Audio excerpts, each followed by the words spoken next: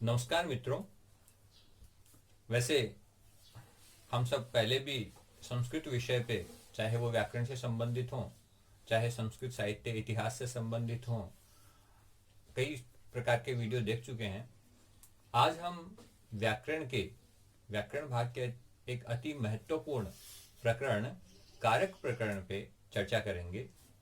कारक प्रकरण बहुउपयोगी प्रकरण है, जो कहीं संस्कृत संभाषण की बात है या फिर प्रतियोगिता परीक्षाओं की बात है, चाहे अकादमिक परीक्षाओं की बात है, तो कारक प्रकरण का महत्व अतुलनीय है।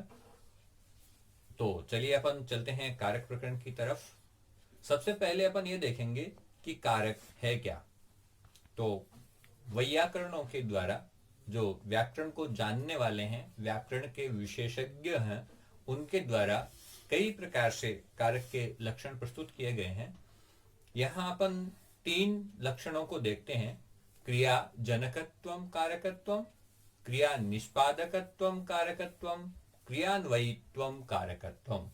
अर्थात क्रिया के साथ जिस चीज का सीधा संबंध है, जिस पद का सीधा संबंध है, जो क्रिया के निष्पादन में अत्यंत सहयोगी है और साक्षात उससे जुड़ा हुआ है, वो कारक है।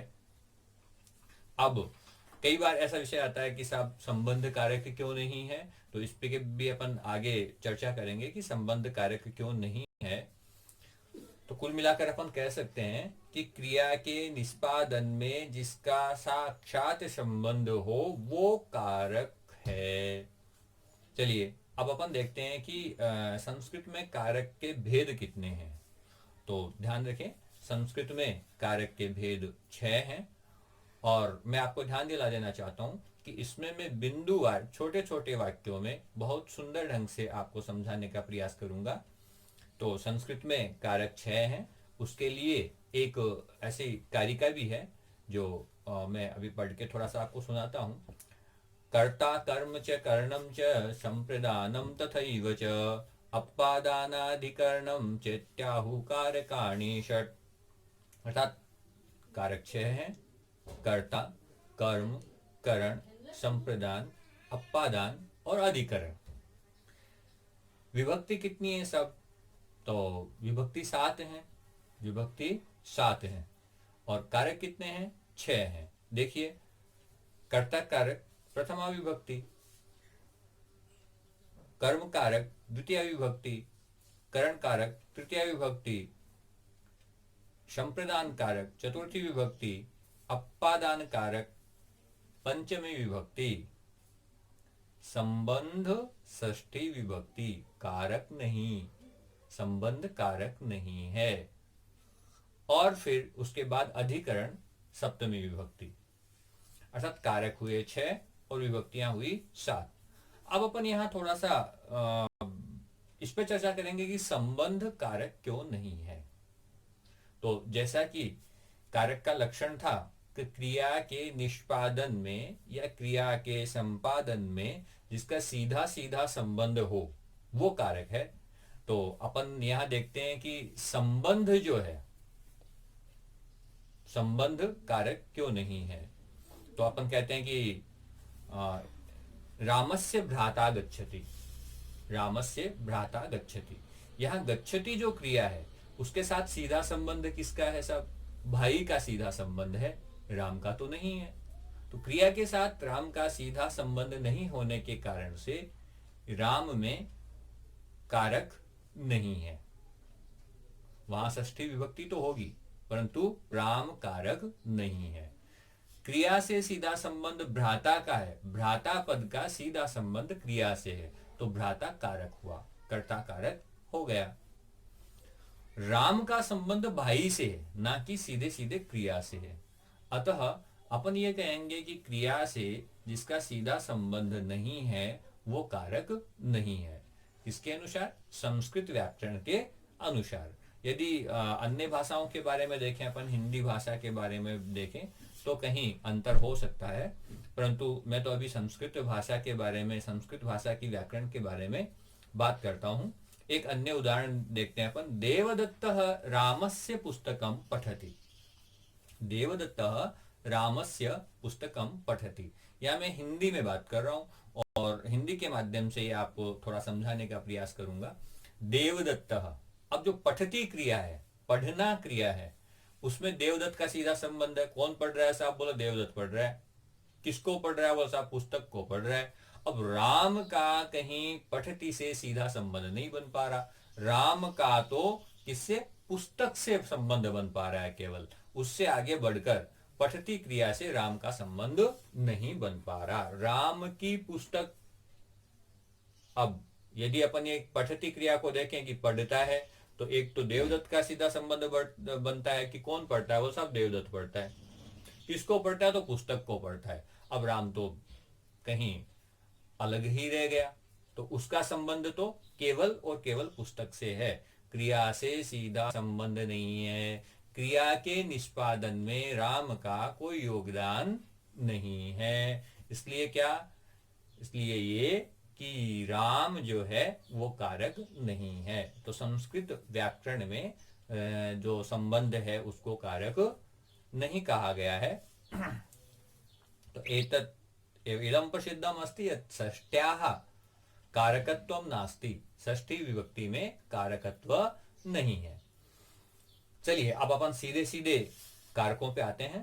तो कृत्रिकारकम, कृत्रिकारकम प्रथमा विभक्ति, प्रथमा विभक्ति कृत्रिकारकम। मैं पहले सूत्र का पाठ कर रहा हूं। प्रातिपदिकार्थ लिंग परिमाण वचन मात्रे प्रथमा। प्रातिपदिकार्थ लिंग परिमाण वचन मात्रे प्रथमा। क्या साहब? एक तो प्रातिपदिक अर्थ में, एक लिंग मात्र में, एक परिमाण मात्र में, एक वचन मात्र में। यहाँ ये जो मात्र शब्द है, मात्रे ऐसा जो शब्द है वो प्रत्येक के साथ जुड़ेगा। जैसे प्रातिपदिकार्थ मात्रे, लिंग मात्रे, परिमाण मात्रे, वचन मात्रे, इस ढंग से प्रत्येक के साथ मात्रे शब्द जुड़ेगा। और यहाँ तात्पर्य ये है कि जहां निश्चित अर्थ के लिए, किसी चीज का निश्चित अर्थ के लिए प्रयोग हो रहा हो, वहां अपन उसको प्रातिपदिक, या फिर लिंग मात्र के लिए उसका प्रयोग हो रहा हो, या परिमाण अच्छा मापन के अर्थ में उसका प्रयोग हो रहा हो, या फिर कहीं वचन बताने की बात आ रही हो, तो केवल उसको स्पष्ट करने के अर्थ में उसका प्रयोग हो, ऐसी स्थिति में वहां प्रथमा विभक्ति का प्रयोग होगा। जैसे प्रातिपदिकार्थ के कुछ उदाहरण हैं। कृष्णः श्रीः ज्ञानम, कृष्णः श्रीः ज्ञानम। लिंग मात्र के कुछ उदाहरण है। तटः तटी तटम। परिमाण के द्रोणो ब्रीहि, एक द्रोण गेहूं सब, द्रोणो ब्रीहि। वचन मात्र के एकः द्वौ बहवः। पुनः प्रथमा विभक्ति कृत्रिकारक का दूसरा सूत्र है संबोधने च, अर्थात संबोधन जो होता है उसमें भी क्या हो जाएगा? प्रथमा विभक्ति हो जाएगी। हे राम, जहां अपन संबोधन कर रहे हैं, हे कृष्ण, हरे कृष्ण, ऐसी स्थिति में क्या हो जाएगा? जिसको संबोधन किया जा रहा है उसमें प्रथमा विभक्ति का प्रयोग हम करेंगे। चलिए, प्रथमा विभक्ति और कृत्रिकारक, इससे संबंधित हमारे पाठ्यक्रम में 2 ही सूत्र थे। अब अपन अगला जो कारक है, कर्म कारक। कर्म कारक में सर्वदा द्वितीय विभक्ति होती है, ध्यान रखें। कर्म कारक द्वितीय विभक्ति, उससे संबंधित सूत्रों के बारे में अपन जानने का प्रयास करना चाहेंगे। यहाँ कर्तुरीप्सितमं कर्म, कर्तुरीप्सितमं कर्म, कर्तुः यानी कर्ता का, इप्सितमम जो सर्वाधिक इच्छित हो, जो सबसे ज्यादा इच्छित हो, वो क्या? कर्म है। कर्ता, कर्ता क्रिया के माध्यम से सर्वाधिक जिस चीज को अभिलषित करता है, सर्वाधिक जिस चीज को चाहता है, उसमें कर्म कारक हो जाता है। अपन यहाँ एक उदाहरण ले रहे हैं। सह ग्रामम गच्छति। सह अर्थात वह कौन है? यहाँ कर्ता है। वो गच्छति क्रिया के माध्यम से क्या चाह रहा है, गांव को जाना चाह रहा है। किसको जाना चाह रहा है, गांव को जाना चाह रहा है साहब। तो अब गांव को जब जाना चाह रहा है तो गच्छति क्रिया जो है उसके माध्यम से वो गांव को प्राप्त करना चाह रहा है। उसकी सबसे इच्छित जो वस्तु है या इच्छित जो कार्य है वो गांव है, वो गांव पहुंचना चाह रहा है। ऐसी स्थिति में गांव में क्या हो जाएगा, कर्म कारक हो जाएगा, गांव की कर्म संज्ञा हो जाएगी। तो एक वाक्य में अपन कहेंगे कि कर्ता क्रिया के माध्यम से जिस चीज को अत्यधिक चाहता है उसकी कर्म संज्ञा हो जाती है। और अगला जो सूत्र है वो ये कह रहा है कि कर्मणि द्वितीया, और जहां कर्म संज्ञा हो जाती है तो कर्म में कौन सी विभक्ति हो जाती है, द्वितीया विभक्ति हो जाती है। तो बात स्पष्ट सी है कि ग्राम की क्रम संज्ञा हुई और क्रम संज्ञा होने के बाद कर्मणि द्वितीया से उसमें द्वितीय विभक्ति हो गई। अब जब भी आपके परीक्षा में प्रश्न आता है, यदि ये प्रश्न है कि साहब कर्म संज्ञा कौन से सूत्र से हुई, तो कर्तुरीप्सितमम कर्म, और वहां द्वितीय विभक्ति किससे हुई, तो कर्मणि द्वितीया। अब ऐसी स्थिति में यदि उदाहरण देके रेखांकित किया हुआ पद आता है, यथा ऐसे दे दिया सब सह ग्रामम गच्छति, और ग्रामम को रेखांकित कर दिया। अब आपसे यदि पूछा जाता है कि उपरोक्त पद में कौन सी विभक्ति है, सूत्रोल्लेख पूर्वकम लिखत, तो आप दोनों सूत्रों का उल्लेख करेंगे, क्योंकि सबसे पहले कर्म संज्ञा करता है कर्तुरीप्सितमम कर्म, और उसके बाद द्वितीय विभक्ति करता है कर्मणि द्वितीया। चलिए अस्तु, अगला जो सूत्र अपने पास है वो है अकथितम च। अकथितम च, अकथितम च का तात्पर्य है कि अकथितम जो नहीं कहा गया है, जिनकी विवक्षा नहीं की गई है, तो इसका तात्पर्य यह है कि जो अन्य कारक हैं, अपादान आदि अन्य कारक हैं, उनमें जिन की विवक्षा नहीं की गई है, ऐसे जो अविवक्षित विशेष कारक हैं उनमें भी कर्म संज्ञा होवे, है ना। देखिए थोड़ा संस्कृत में, अपादानेन संप्रदानेन कर्णेन अधिकरणेन यस्य कारकस्य कथनस्य, अपादानेन संप्रदानेन कर्णेन अधिकरणेन च यस्य कारकस्य कथनस्य इच्छा न भवति तस्य कर्म संज्ञा भवति। संस्कृत भाषायां तादृशाः षोडश धातवः सन्ति येषां प्रयोगे एकं तु मुख्यं कर्म भवति, अपरं च अपादानादिकारकैः अविवक्षितं गौणं कर्म भवति। अर्थात एक तो मुख्य कर्म होता है और एक अपादान आदि अन्य जो कारक हैं उनसे अविवक्षित कर्म होता है। इस प्रकार से अकथितम च अर्थात अविवक्षित जो कर्म है उसमें भी कौन सी विभक्ति हो जाएगी, द्वितीय विभक्ति हो जाएगी। उसका कर्म संज्ञा होगी, कर्म संज्ञा होने के बाद कर्मणि द्वितीय करके द्वितीय विभक्ति हो जाएगी। तो अपन ऐसी जो 16 धातुएं हैं उनको देख लेते हैं एक बार। दूह याच पच, दूह याच पच दंड प्रच, दूह याच पच दंड प्रच, दूह याच पच, मेरे साथ याद करते जाएं, मेरे साथ याद कर लें।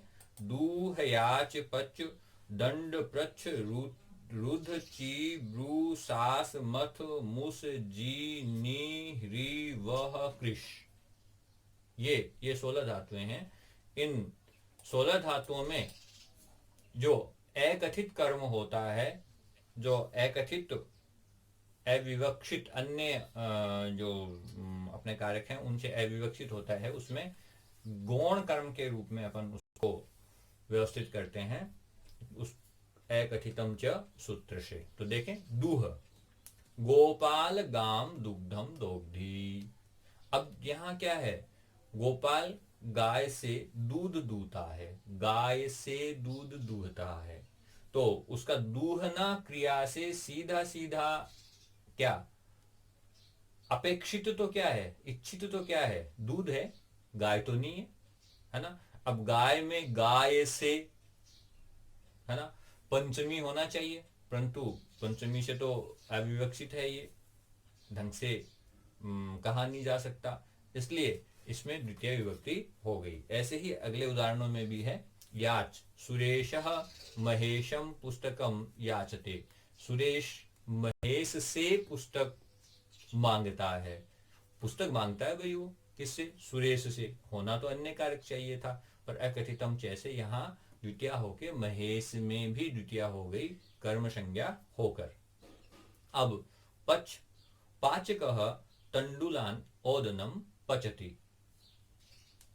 अब जो पकाना क्रिया है, उससे पकाना क्या है? उसको ओदनम, चावल पकाने सब, पर वहां जो तंडुल है, धान जो है, उसमें भी कर्म संज्ञा होके द्वितीय हो गई।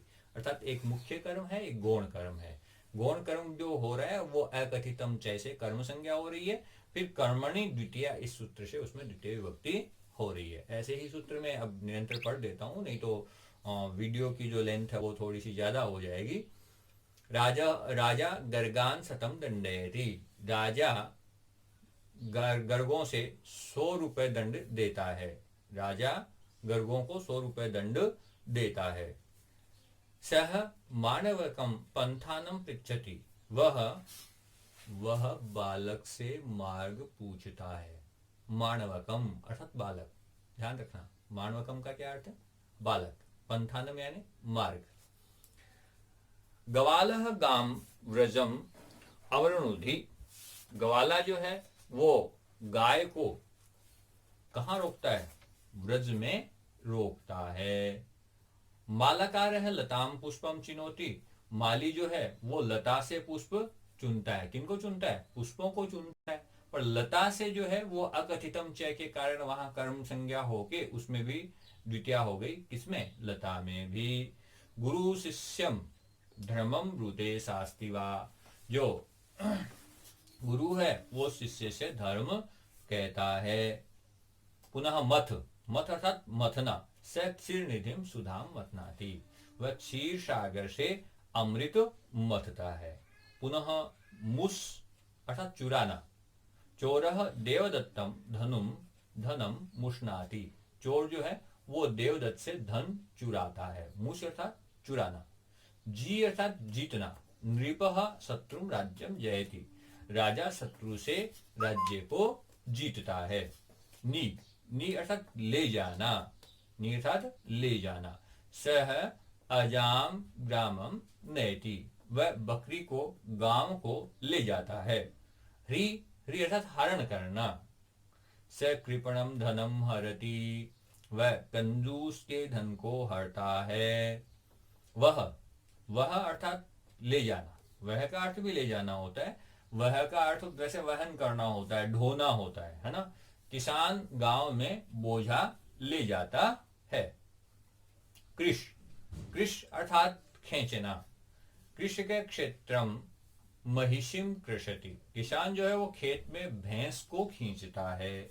अब सब भैंस को जब खींचता है तो ऐसी स्थिति में वहां कृष के साथ भैंस को खींचना, ये तो भैंस तो हो गई मुख्य कर्म, है ना।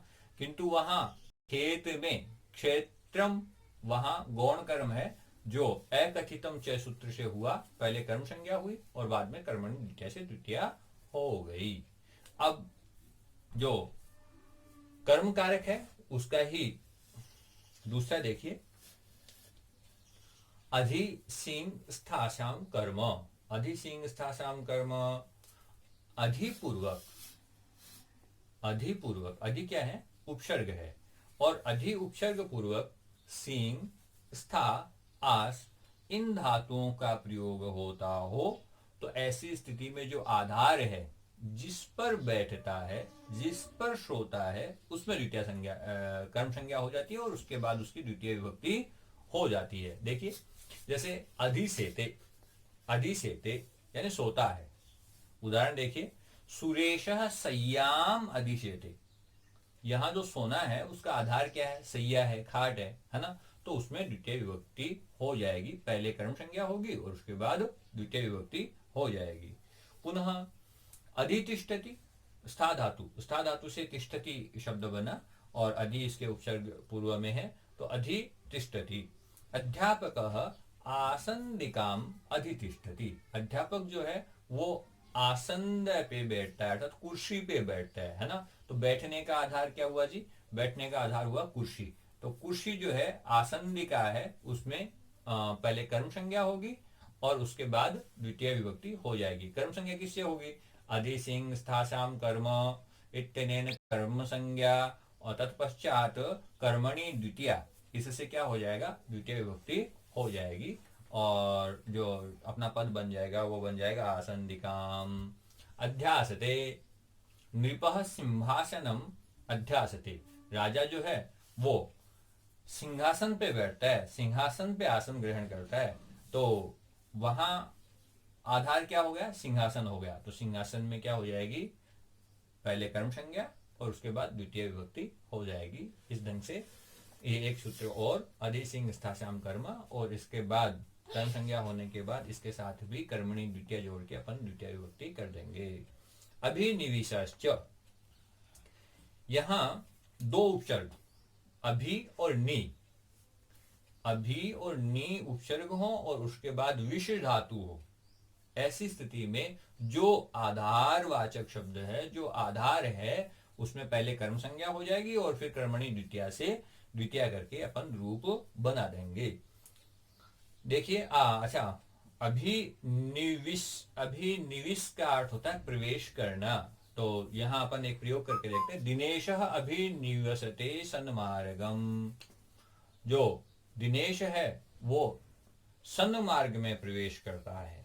यहाँ प्रवेश करने का जो आधार है वो सन्मार्ग है, इसलिए सन्मार्ग में सन्मार्ग शब्द की कर्म संज्ञा होकर वहां फिर कर्मणि द्वितीय से द्वितीय विभक्ति हो गई। तो अभिनिविशस्य इससे कर्म संज्ञा होगी और कर्मणि द्वितीय इससे द्वितीय विभक्ति हो जाएगी। उपान वद्यांग वशः, अगला सूत्र है उपान वद्यांग वशः।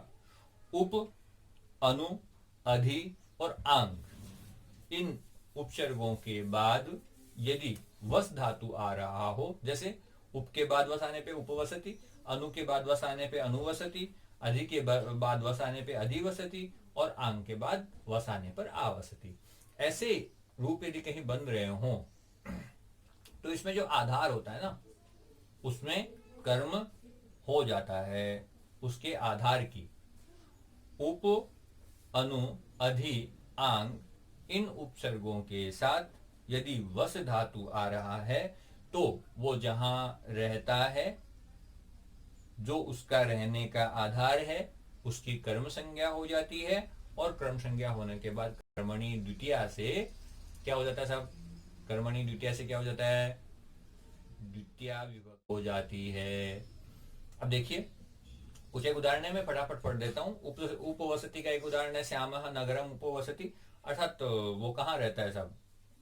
किसके पास में रहता है? उपवसति का अर्थ पास में रहना। अब जब पास में रहना है तो किसके पास में रहता है? नगरम उपवसति, नगर के पास रहता है, तो उसका रहने का जो आधार है वो नगर हुआ, तो नगर में द्वितीय विभक्ति हो जाएगी। सबसे पहले उपान वद्यांग वसय से कर्म संज्ञा होगी, कर्म संज्ञा होगी कर्मणि द्वितीय से द्वितीय विभक्ति हो जाएगी। ऐसे ही अनुवसति पीछे रहता है, कुलदीप गृहम अनुवसति, अधिवसति में रहता है, सुरेश जयपुरम अधिवसति, आवसति रहता है, हरि ही वैकुंठम आवसति। अब इसमें एक अपवाद जरूर है जो मैं यहां बता रहा हूं। अभुक्त्य अर्थस्य न, उपवास के अर्थ में नहीं होगा साहब।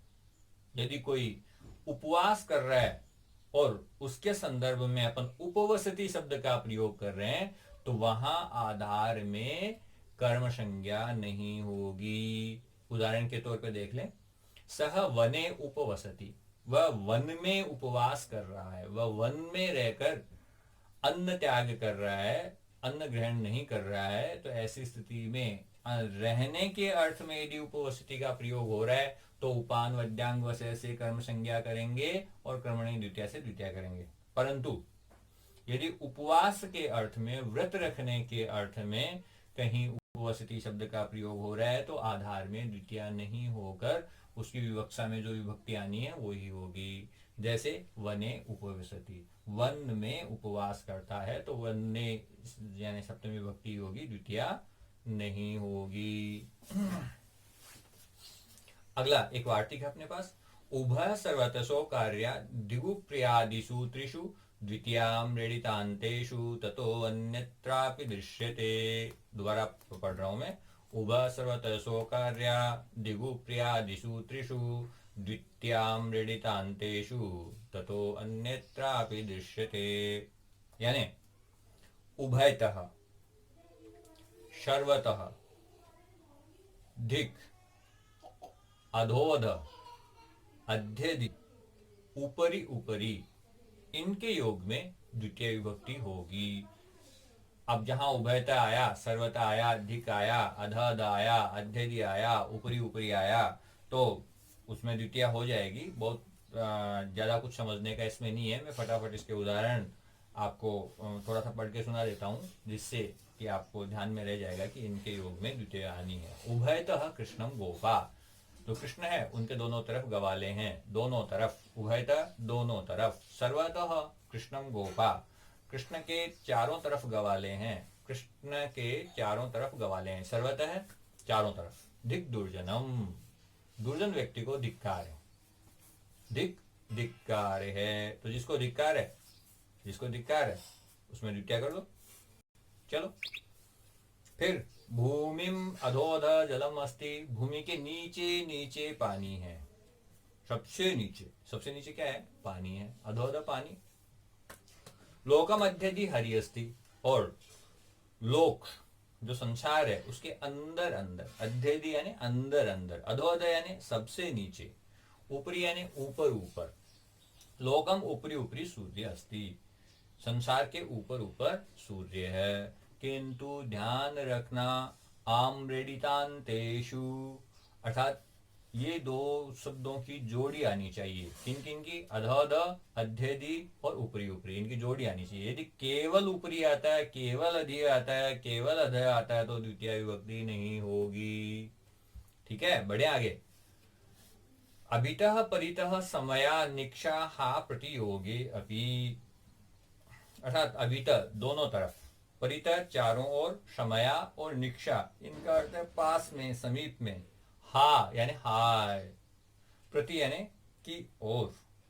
तो देखिए, राजमार्गम अभितः वृक्षा सन्ति, ग्रामम प्रीतः क्षेत्राणि सन्ति, विद्यालयम निक्षा देवालय अस्ति, दुर्जनम हा छात्राः विद्यालयम प्रति गच्छन्ति। कुल मिला के जिसके दोनों ओर, तो जिसके दोनों ओर है उसमें क्या हो जाएगा, द्वितीय विभक्ति हो जाएगी, है ना।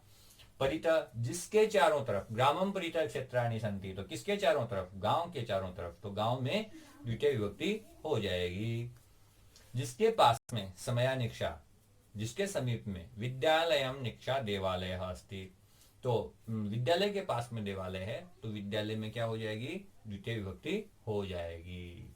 हाय दुर्जन, हा दुर्जनम, तो जिसके लिए हाय कह रहे हैं उसमें वो वाला अपने वाला हाय नहीं, ये हा अर्थात कहीं धिक्कार के अर्थ में ही हाय जो अपन कह रहे हैं, तो जिसको हा कह रहे हैं उसमें द्वितीया हो जाएगी।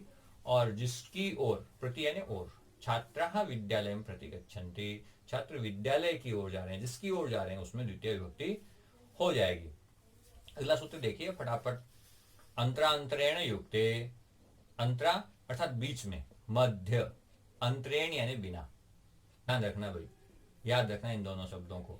अंतरा यानी मध्य और अंतरेण यानी बिना। इनके उदाहरण देख लेते हैं। प्रदीप पुस्तकम अंतरेण पठति, प्रदीप पुस्तक के बिना पढ़ता है, प्रदीप जो है वो पुस्तक के बिना ही पढ़ता है। तो जो जिसके बिना पढ़ता है ना, उसमें द्वितीय हो जाती है। किसके बिना पढ़ता है, पुस्तक के बिना पढ़ता है, तो पुस्तक में द्वितीय हो जाएगी। अंतरा अर्थात बीच में, रामम श्यामम च अंतरा देवदत्तः अस्ति, जिन दो के बीच में जो है, तो जिनके बीच में है ना उनमें द्वितीय होगी। जैसे रामम श्यामम अंतरा, राम और श्याम के बीच, किनके बीच में? राम और श्याम के। तो राम और श्याम में द्वितीय विभक्ति हो जाएगी। समझ में आ गया होगा। अपन आगे बढ़ते हैं। कालाध्वनोर अत्यंत संयोगे, काल अर्थात समय, अध्व अर्थात मार्ग, इनका जहां अत्यंत संयोग हो, जहां इनका अत्यंत संयोग हो, उसमें क्या हो जाएगा? द्वितीय विभक्ति हो जाएगी।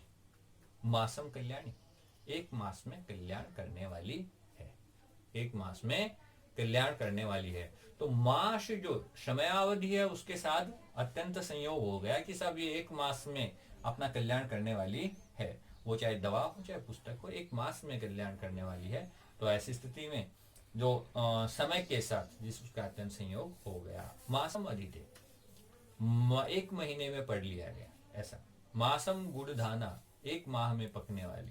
क्रोसम कुटिला नदी, नदी टेढ़ी मेढ़ी है, कहां तक है? एक कोस तक है ना।